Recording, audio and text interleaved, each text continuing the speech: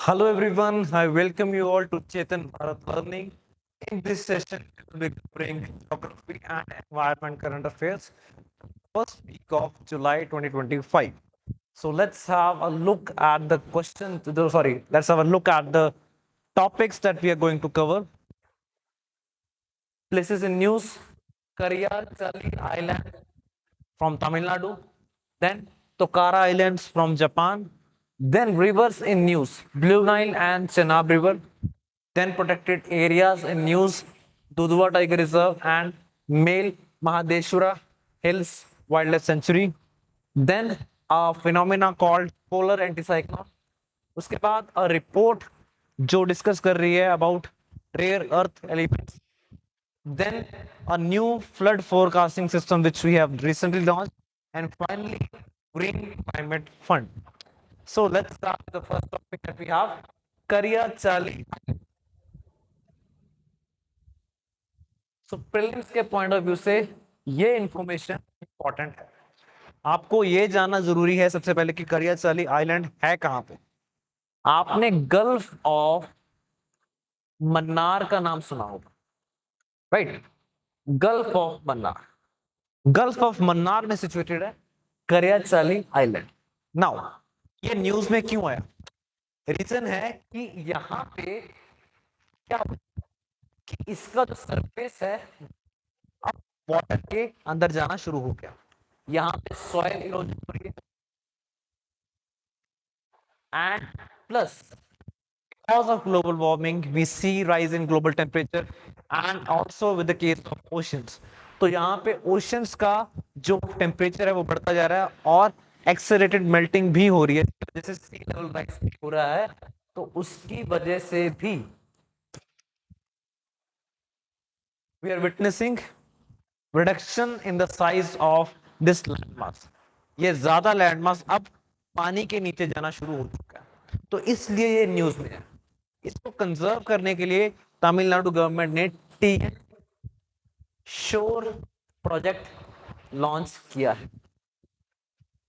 सबसे पहले मैं ये जानना है इसकी लोकेशन कहां पे, गल्फ ऑफ मन्नार। अब गल्फ ऑफ मन्नार की बात करें तो ये इंपॉर्टेंट अपने आप में इसलिए हो जाता है क्योंकि आप देखोगे यहां पे इंडिया के कोरल रीफ सिचुएटेड। अगर मैं रफ मैप एक इंडिया का बनाऊं तो there are only 4 notable places जहां पे आपको कोरल रीफ देखने को मिलेंगे। एक है, then I can see Lakshadweep island, Andaman and Nicobar, and lastly gulf of Mannar. तो जब यहाँ पे इकोलॉजिकली इस एरिया को डिस्टर्ब होता जा रहा है तो उसको कंजर्व करने की बात करें तो यहाँ पे बात की जा रही है कि यहाँ पे आप आर्टिफिशियल रीफ्स को इंस्टॉल करो, आर्टिफिशियल रीफ्स को इंस्टॉल करोगे under this project to conserve this area, to halt soil erosion from this area. इसके साथ साथ यहाँ पे बात की गई है कि यहाँ पे सी ग्रासेस को भी कल्टीवेट किया जाए। Sea grass, larger idea is कि यहाँ पे आपने इस कोस्टल लैंडफॉर्म के या इस आइलैंड के जो बाउंड्रीज हैं उसको कंजर्व कर, ठीक है जी। सी ग्रास इंपॉर्टेंट हैबिटेट के तौर पे फॉर सी डगोंग, इसको सी काओ भी बोलते हैं हम, डगोंग, राइट। तो इसलिए ये इंपॉर्टेंट इंफॉर्मेशन बनती है क्योंकि बहुत सारे जो नोडल पॉइंट्स है इसके साथ जुड़ रहे हैं। It can be Gulf of Mannar, important. Then part of coral reefs, important. Then the part of let's say Dagong conservation, important. तो इसलिए यहां से क्वेश्चन आने का चांस ज्यादा है। नेक्स्ट, टोकारा आइलैंड्स न्यूज में क्यों आया? More than 1000 earthquakes have threatened the Tokara Islands in the southern Japan। तो आप देखो जापान की अगर मैं बात करूं, इसकी ज्योग्राफी को अगर समझें, अपनी ज्योग्राफी एक हम बोलते हैं Pacific ring of fire, Pacific ring of fire. इसके केस में we talk about plate boundary interactions. We are talking about a bigger plate, that is Pacific plate, interacting with other plates. In this case, it can be Eurasian plate over here. Then on this side, it can be North American plate. Then on this side, it can be Nazca plate. Right? तो यहाँ पे बहुत सारी plates हैं, बहुत सारी plate boundaries interactions हैं, उसकी वजह से ये जो एरिया है ये बहुत ज्यादा सेंसिटिव एरिया बन जाता है, वल्नरेबल एरिया बन जाता है, both volcanic eruptions as well as earthquakes. तो इसलिए यहाँ पे जापान के केस में आपने सुना होगा बहुत ज्यादा अर्थक्वेक्स आते हैं, सुनामी के चांसेस भी बहुत हाई होते हैं। तो कॉरेस्पॉन्डिंग यहाँ पे सारा आइलैंड्स है, पैसिफिक रिंग ऑफ फायर का पार्ट बनता है। तो कारा आइलैंड्स, तो प्रीलिम्स के पॉइंट ऑफ व्यू से आपने इसको याद रखना है, इसकी location. Next, reverse in news. यहाँ पे सबसे पहले रिवर जिस पे हम चर्चा करने वाले हैं दैट इज ब्लू नाइल। ये क्यों न्यूज में आई अब दोबारा? क्योंकि construction of Ethiopia's grand Ethiopian renaissance dam GERD, जो कि अफ्रीका का लार्जेस्ट डैम है, उसकी कंस्ट्रक्शन पूरी हो चुकी है। किस रिवर के ऊपर? ब्लू नाइल रिवर के ऊपर। सो प्रीलिम्स के पॉइंट ऑफ व्यू से अब यहाँ पे आपके लिए इंफॉर्मेशन आती है कि ब्लू नाइल रिवर के बारे में आपने जानना है। यहाँ पे सबसे बेसिक क्वेश्चन पूछा जा सकता है कि GERD जो डैम है वो किस रिवर पे सिचुएटेड है। They will not give you the option, they will not give you Blue Nile, but they will give you an option of White Nile, just to confuse you. तो आपको ये clarity होनी चाहिए कि आपने blue Nile को भी टिक लगाना है। हम इसकी थोड़ी सी ज्योग्राफी भी समझ लेते हैं। ब्लू नाइल की अगर हम ओरिजिन की बात करें तो इथियोपिया में लेक तना से इसका जुड़ा हुआ है origin. Then it moves into the Sudan. Sudan में खार्तूम जगह है, खार्तूम एक शहर है जहां पे ब्लू नाइल और व्हाइट नाइल दोनों मिल जाते हैं। अब व्हाइट नाइल की अगर बात करें, इसका जो ओरिजिन है बड़ा डिबेटेबल है। तो अक्सर मैं बच्चों को यही बोलता हूं कि व्हाइट नाइल के ओरिजिन से क्वेश्चन नहीं, अगर आएगा तो ब्लू नाइल के ओरिजिन से आने वाला, क्योंकि वो पिन पॉइंट ओरिजिन हम बता सकते हैं। व्हाइट नाइल का ओरिजिन यहाँ पे देखो बहुत डिस्प्यूटेड आ जाता है, अलग अलग सोर्सेस में अलग अलग बातें की जाती है। तो आज का हमारा फोकस ब्लू नाइल पे ही है, तो इसी पर चर्चा करने वाले। तो आपने याद रखना है कि लेक तना से इसका ओरिजिन हो रहा है, फ्रॉम इथियोपिया, और इथियोपिया और सुदान के बॉर्डर पे यहाँ पे जो डैम है जिसकी कंप्लीशन की बात की हुई, grand Ethiopian renaissance dam, GERD dam. उसके बाद इस रिवर को बाद में व्हाइट नाइल मिलती है, कहां पे? खार्तूम में। And then it comes out as Nile. Finally it drains into Mediterranean sea, और यहां पे डेल्टा टाइप फॉर्मेशन करती है, कहां पे? कैरो में एंड अलेक्जेंड्रिया। तो ये कुछ इंपॉर्टेंट सिटीज हैं जो रिवर नाइल पे सिचुएटेड है, अलेक्जेंड्रिया, कैरो। एंड अगर यहाँ पे बात करें, यहाँ पे खार्तूम शहर आपने जान के रखना है कि सुदान में लोकेटेड है, जहां पे व्हाइट नाइल और ब्लू नाइल आपस में मर्ज करते हैं। और एक और क्वेश्चन यहाँ से जो पूछा जा सकता है कि फाइनली जो रिवर नाइल है वो कहाँ ड्रेन होती है? वो रेड सी में ड्रेन होती है या वो मेडिटेरेनियन सी में ड्रेन होती है? तो आपको पता लग गया कि वो मेडिटेरेनियन सी में ड्रेन होती है। एंड इन जनरल भी आप इस एरिया को देखोगे, रेड सी के एरिया को या मेडिटेरेनियन सी के एरिया को, ये बहुत ज्यादा न्यूज में रहता है। तो मैपिंग के पर्सपेक्टिव से बहुत इंपॉर्टेंट हो जाता है कि आप इन जनरल इस एरिया के साथ फेमिलियराइज हो जाओ, आप इसको एक हैबिट के तौर पे फॉलो करना शुरू करो। आप देखो कि अब यहाँ पे रेड सी है, इसके बॉर्डरिंग कंट्रीज कौन से आपको पता होना चाहिए। देन मेडिटेरेनियन सी है, इसके बॉर्डरिंग कंट्रीज कौन से हैं, ये आपको पता होना चाहिए। Next, Chenab river. River Chenab की बात करें, फॉरेस्ट एडवाइजरी कमिटी ने इन प्रिंसिपल ग्रांट अप्रूव कर दी है for diversion of forest land for construction of Sawalkot hydro electric project. सवाल, तो अब आपसे सवाल है कि सवालकोट हाइड्रो इलेक्ट्रिक प्रोजेक्ट किस रिवर के ऊपर प्रपोज किया गया? That is river Chenab. इसके साथ साथ आपको रिवर चनाब भी समझनी है। ये आप देखोगे कहां से ओरिजिन होता है इसका? इसका ओरिजिन होता है हिमाचल। बारामुल्ला पास के पास इसका origin होता है।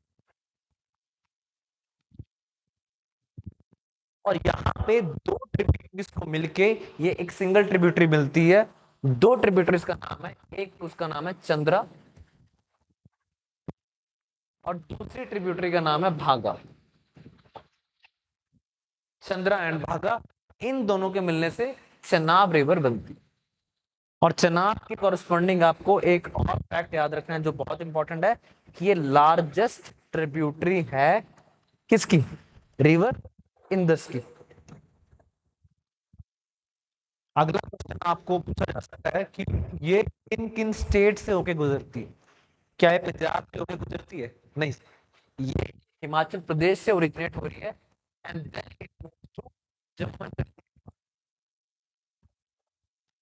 पंजाब से पास नहीं हो रही है, ठीक है जी। And it's the largest tributary of river Indus. Next, protected areas in news. Protected areas कौन से होते हैं? जैसे कि टाइगर रिजर्व हो गया, नेशनल पार्क हो गया, वाइल्ड लाइफ सेंचुरीज हो गया, रिजर्व हो गया, कम्युनिटी रिजर्व हो गया। इन सबको डिक्लेयर किया जाता है on the basis of wild life protection act of 1972, which now stands amended as per Wildlife Protection Act, amended version 2022। इस एक्ट के इन एरियाज को डिक्लेयर किया जाता है। तो अब आज हम बात करने वाले हैं दुधवा टाइगर रिजर्व की। यहाँ पे लेपर्ड्स की पॉपुलेशन नियरली आप देखोगे हैज ग्रोन बाय 200% सिंस 2022। हमारे लिए ये दुधवा टाइगर रिजर्व इंपॉर्टेंट है। हमें जानना है कि दुधवा टाइगर रिजर्व किस स्टेट में लोकेटेड है। स्टेट का नाम है यूपी।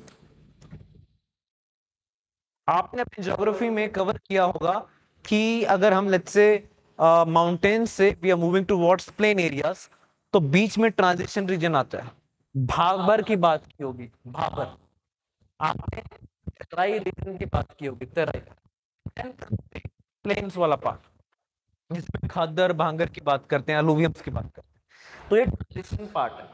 भाबर में यू नोटिस की जो स्ट्रीम्स होती हैं वो लगभग डिसअपियर होती दिखती है मुझे, and then they re-emerge when it become to Terai region। तो तेराई रीजन तबदला सा रीजन होता है। तो जो दुधवा टाइगर रिजर्व है ये उत्तर प्रदेश में है और तेराई रीजन के बीच में आ रहे हैं दुधवा टाइगर रिजर्व। और ये डिक्लेयर किस एक्ट के तहत किया जाता है? Wildlife protection act of 1972। Next, Male Mahadeshwara hills wild life sanctuary. ये वाइल्ड लाइफ सेंचुरी इंपॉर्टेंट इसलिए हो चुकी है क्योंकि अभी न्यूज में आ चुकी है। कहां पे है ये? कर्नाटका में। न्यूज में क्यों आई है? क्योंकि यहाँ पे एक अनफॉर्चुनेट इंसिडेंट देखने को मिला है जहां पे 5 टाइगर्स की यहाँ पे डेथ हुई है और ये अब स्पेकुलेट किया जा रहा है कि ये नेचुरल डेथ नहीं थी, ठीक है। तो मले Mahadeshwara hills wild life sanctuary है। इसको भी wild life protection act of 1972 के तहत ही डिक्लेयर किया गया होगा। अगर इसकी बात करें तो एक कंटिन्यूअस जोन बनाता है किसके साथ? बिलगिरी रंगनाथ स्वामी टाइगर रिजर्व। बिलगिरी रंगनाथ स्वामी टाइगर रिजर्व बीटीआर की बात करते हैं। उसके साथ साथ आप देखोगे सत्या मंगलम टाइगर, और उसके साथ साथ कावेरी वाइल्ड लाइफ सेंचुरी। तो इन सब को मिला के एक कंटिग्युअस जोन बनता है, उसमें ये भी ऐड है, राइट। तो आपको थोड़ा सा इसके बारे में जानना है कि यहाँ पे बेलगिरी रंगनाथ स्वामी टाइगर रिजर्व की बात करें तो यहाँ पे टाइगर्स की पॉपुलेशन ठीक ठाक है और यहीं पे एक सोलिगास ट्राइब रहती है। सोलिगास ट्राइब स्टेट कौन सी है? कर्नाटका की है जी, ठीक है। तो पीटीआर आपको पता होना चाहिए कर्नाटका स्टेट में। सत्यमंगलम टाइगर रिजर्व के बारे में पता होना चाहिए, अगेन कर्नाटका में। Then Mahadeshwara hills wild life sanctuary के बारे में पता होना चाहिए आपको, कहाँ पे, कर्नाटका में। कावेरी वाइल्ड लाइफ सेंचुरी के बारे में पता होना चाहिए, वो कहाँ पे, Karnataka. Next, polar ID anti cyclone. अब ये कंसेप्ट है, कंसेप्चुअल क्वेश्चन भी यूपीएससी स्टेट पीसीएस अपने प्रीलिम्स में पूछ लेते हैं। पोलर एंटी, सबसे पहले तो हम साइक्लोन की बात करते हैं। हम साइक्लोन जब स्टडी करते हैं तो वी टॉक अबाउट कि it's a low pressure region, it's a low pressure region, but I am talking about anticyclone, that means it is an high pressure region. ठीक है, सरफेस पे if there is low pressure region, I am saying कि it can be cyclone, but जब surface पे high pressure हो जाएगा it is anti cyclone. और ये कहां पे है, पोलर रीजन्स में, यानी कि या तो नॉर्थ पोल की बात कर रहे हैं यहाँ पे, साउथ पोल की बात। तो Italy and Argentina were ranked among the coldest planets places on Earth outside the polar regions owing to the polar cyclone। अब इस स्टडी को थोड़ा सा देखते हैं, फिनोमेना को देखते हैं एक बार। जब हम देखते हैं कि नॉर्दर्न हेमिस्फीयर में जब समर्स चल रही है आज के टाइम, उसके कॉरेस्पॉन्डिंग सदर्न हेमिस्फीयर में विंटर सीजन चल रहा हो। और जब हम ज्योग्राफी क्लास लगा रहे थे हम ये भी बताते हैं कि जब यहाँ पे विंटर्स होगी तो यहाँ पे you will see a lot of cold air, lot of cold air. और यहाँ पे वो जो कोल्ड एयर है वो सिंक कर रही होगी, कोल्ड एयर सिंक करेगी, cold air sinking, and that creates high pressure zone. That creates a high pressure zone over there, over with what, that creates a high pressure zone over a surface। और वो surface यहाँ पे anti cyclone बनाने वाला है कि surface के पास बहुत ज्यादा आप देखोगे टेंस हवा है, कोल्ड हवा है, वो सिंक कर रही है। ठीक है जी, तो आप देखोगे सरफेस के अराउंड जब साइक्लोन की बात करते हैं सरफेस पे लो प्रेशर होता है, लेकिन यहाँ पे क्योंकि हवा इतनी ठंडी है, इतनी डेंस है, वो सिंक कर रही है, प्रोलॉन्ग डेज के लिए सिंक कर रही है, और वो उन रीजन्स को वहां पे आप देखोगे टेम्परेचर को बहुत कम कर रही है। जब वो सिंक कर रही है तो वो सरफेस से थोड़ा बाहर जाने की कोशिश करेगी, कुछ इस साइड, कुछ इस साइड, कुछ इस साइड, कुछ इस साइड, कुछ इस साइड। तो वही हवा आसपास के रीजन्स को भी थोड़ा उसका जो टेम्परेचर है उसको भी कम करने वाली। तो यही चीज यहाँ पे देखने को मिल रही है। ठीक है, और यहाँ पे हाई प्रेशर रीजन है जहां पे हवा सिंक कर रही है, उसके कॉरेस्पॉन्डिंग आप हायर एटमॉस्फेयर में देखोगे तो थोड़ा सा लो प्रेशर सिस्टम बनने वाला है। आसपास से हवा ऊपर उस लो प्रेशर सिस्टम को भरेगी, लेकिन नीचे सरफेस की बात करूं तो सरफेस पे तो हाई प्रेशर सिस्टम बन चुका है, और वहीं से आप देखोगे जो हवा है वो बाहर की तरफ जाना शुरू करेगी।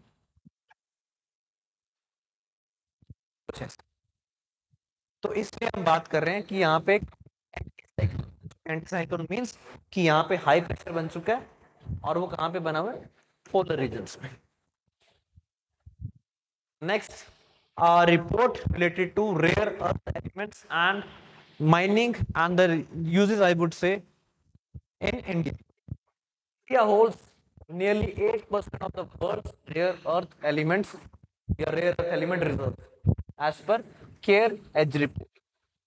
Now, this is one part. The problem lies in this fact that India has the third largest, which is 8% reserve in the world, but it contributes less than 1% of global rare earth element mining. एक बात हम समझते हैं कि rare earth elements क्या, देखिए नाम इसका थोड़ा सा कंफ्यूजिंग हो सकता है कि रेयर है, बट ये रेयर नहीं है। The problem lies in the fact कि इनकी एक्सट्रैक्शन बहुत मुश्किल, ये कंसंट्रेटेड में कहीं भी अवेलेबल नहीं होते।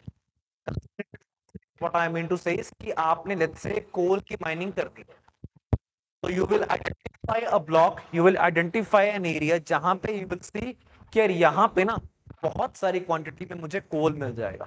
So you acquire that area, you get the clearance and you start the mining. But the problem with rare earth elements is they are not present in concentrated form. Rather, they are diffused along the earth. Diffused, ठीक है। जैसे हम बात करते हैं, let's say I'm talking about ore of aluminium, that is bauxite. Al2O3. So if I am to extract aluminium from this, I'll have to remove oxygen. Oxygen इस case में एक इम्प्योरिटी की तरह काम कर रही है, दैट्स अंडरस्टैंडेबल। तो मैं इस इम्प्योरिटी को हटाऊंगा and then I will extract aluminium, जो मेरा काम है वो पूरा हो जाएगा। But the problem with rare earth elements is कि ये उस मिनरल फॉर्म में एग्जिस्ट करते हैं जहां पे इनकी एक्सट्रैक्शन ना कमर्शियली पॉसिबल नहीं हो पाती, commercially rather I would say feasible नहीं हो पाती बहुत सारे केसेस में। यहाँ पे आई नो, या इसके साथ भी अगर हम बात करें जैसे मैग्नेटाइट की बात करते हैं, अगेन किसका और है, आयरन का होता है। हेमेटाइट की बात करें किसका और है, आयरन का होता है। तो यहाँ पे मुझे आयरन Fe2O3 फॉर्म में मिल जाएगा, मुझे आयरन Fe3O4 फॉर्म में मिल जाएगा। मुझे पता है कि if I remove this oxygen वाला part I can extract iron. मुझे किसी डिफाइंड क्वांटिटी में 2/3 या उससे कुछ कम मुझे आयरन मिल जाएगा। लेकिन इनके जो मिनरल्स होते हैं जिस फॉर्म में ये मौजूद होती हैं, ये कुछ परसेंट्स में ही, कुछ स्मॉल परसेंट के फॉर्म में ही मौजूद होते हैं। एग्जांपल 1% होगा, 2% होगा। यहाँ पे आई कैन सी कि नियरली 66% आयरन है, अगर मैं एक्सट्रैक्ट कर लूंगा तो वो आयरन मेरा हो जाएगा। यहाँ पे जो मिनरल फॉर्म्स होती हैं इनकी, वो बहुत ही डिफ्यूज होती है, 1%, 2%, 3%। तो इनकी एक्सट्रैक्शन कमर्शियल लेवल पे करनी बहुत मुश्किल हो जाती है। इसलिए आप देखोगे कि इसलिए ये रेयर नाम आता है, रेयर अर्थ एलिमेंट्स का। तो केमिकल स्पीकिंग अगर आप पीरियोडिक टेबल देखते हो, टोटल 17 रेयर अर्थ एलिमेंट्स, इनमें से 15 लैंथेनाइड्स हैं and one of them is scandium, the other one is deuterium.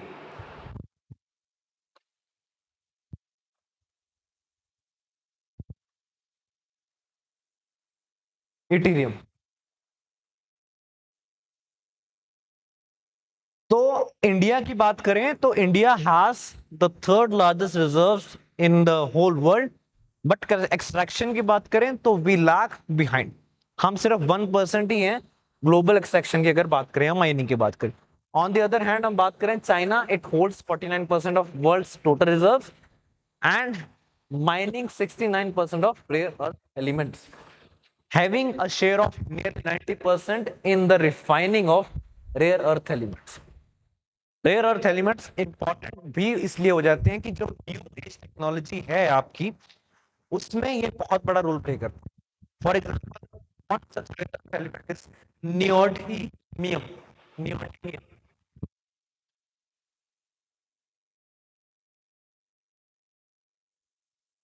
Neodymium अब इसको, इससे बनने वाली मैग्नेट को आप हाई एंड जो आपके इलेक्ट्रॉनिक प्रोडक्ट्स हैं उनमें यूज कर सकते हो। You can use them in super computers, you can use them in let's say high and transmitters में यूज कर सकते हो।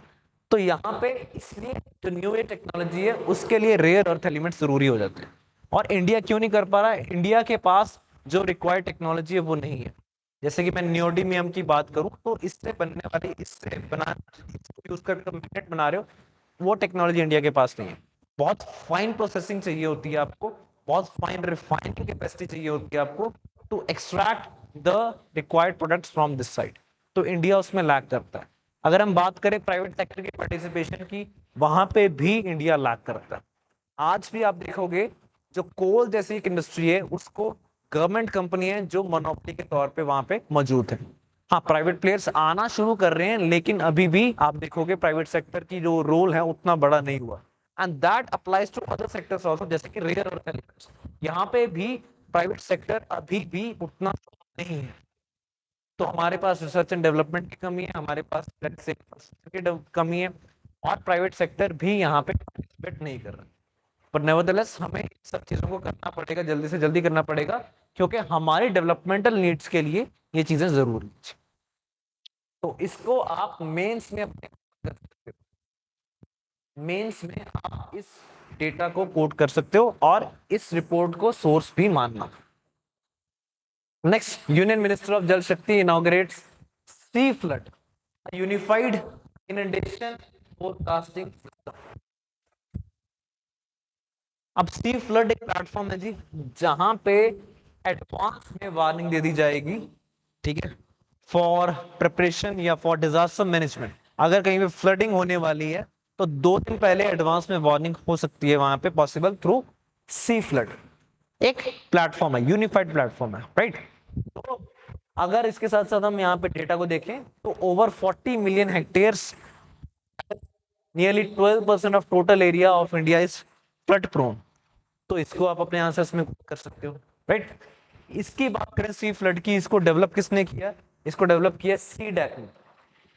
एंड देन इसके साथ साथ सेंट्रल वाटर कमीशन ने, जो कि रिस्पॉन्सिबल है for related to flood related events, flood related events को मॉनिटर करना, राइट, उन पे एक्शन लेना, एक रिकमेंडेशन की रिपोर्ट बनाना। तो वो सब काम सेंट्रल वाटर कमीशन का। और उसके साथ साथ नेशनल रिमोट सेंसिंग सेंटर, जो कि किसका है? इसरो का। तो इन तीनों ने इसको ज्वाइंटली डेवलप किया है जी, किसको? सी फ्लड को।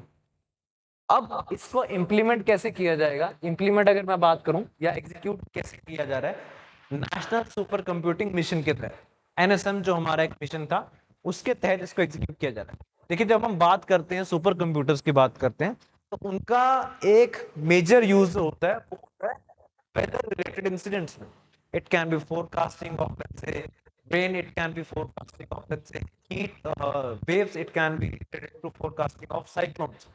वहां पे वेदर रिलेटेड प्रॉब्लम्स में फोरकास्टिंग एक्यूरेट हो, क्योंकि बहुत सारे वेरिएबल्स आ जाते हैं, बहुत सारे वेरिएबल्स को फैक्टर इन करना पड़ता है, तब आप एक एक्यूरेट फोरकास्ट जनरेट कर पाते हैं। तो इसके आप देखते हो कि यहाँ पे सुपर कंप्यूटर्स की जरूरत पड़ती है, जिनकी कंप्यूटिंग पावर बहुत ज्यादा। तो यहाँ पे national super computing mission launch किया गया था, 2015 में लॉन्च किया गया था, राइट। तो उसके फलस्वरूप अब हमें ये चीजें देखने को मिल रही। और सीडैक एक इंपॉर्टेंट रोल प्ले कर रहा है इंडिया के नेशनल सुपर कंप्यूटिंग मिशन। अभी अगर बात करें सी फ्लड की, तो ये कुछ रीजन्स तक ही लिमिटेड है, जैसे कि पेनिनसुलर रिवर्स को कैटर करता है, पेनिनसुलर, एग्जांपल नर्मदा, माही, राइट। तो ऐसी रिवर्स को भी ये कैटर कर रहा है, लेकिन आइडिया ये है कि आने वाले टाइम में हमने इसको पैन इंडिया लेके जाना है। तो नेशनल सुपर कंप्यूटिंग मिशन की बात करें, 2015 में इसको लॉन्च किया गया था। इसको ज्वाइंटली स्टीयर कर रहे हैं ministry of electronics and department of science and technology. Next, green climate fund. Green climate fund ने क्या किया? ग्रीन क्लाइमेट फंड ने अप्रूव किए हैं projects worth 120 million related to climate change, address the negative impacts of climate change। हमारे लिए important यह है कि ग्रीन क्लाइमेट फंड कब बनाया गया था? यह बनाया गया था 2010 में। आइडिया लार्जली यही है कि आपने क्लाइमेट चेंज से होने वाले मिटिगेशन, क्लाइमेट चेंज से होने वाले इंपैक्ट को एड्रेस करना है, उसको मिनिमाइज करना। तो जब हम अपनी फाइनेंस वाले आर्गुमेंट को कवर करते हैं, तो वहां पे हम बोलते हैं कि $100 बिलियन पर एनम टारगेट चल रहा है। हाँ, न्यू कलेक्टिव क्वांटिफाइड गोल हमने 300 बिलियन का रखा है, बट वो 2035 में जाके होने वाला है। तो अब तक जो चल रहा है वो $100 बिलियन का चल रहा है जी। तो उसमें ग्रीन क्लाइमेट फंड का बहुत बड़ा रोल है। ग्रीन क्लाइमेट फंड की बात करें तो इसको 24 बोर्ड मेंबर्स हैं जो इसको रन कर रहे हैं, और वो डेवलप्ड कंट्रीज और डेवलपिंग कंट्रीज को इक्वली रिप्रेजेंट यहाँ पे कर रहे हैं। क्लियर है? इसके हेडक्वार्टर्स की बात करें तो वो कहाँ पे है? साउथ कोरिया में है जी। इंचियोन सिटी के पास इसके हेडक्वार्टर्स आ जाते हैं, South Korea. So I hope कि आज का लेक्चर आपके लिए हेल्पफुल रहा होगा। Stay tuned, we will insightful news next time.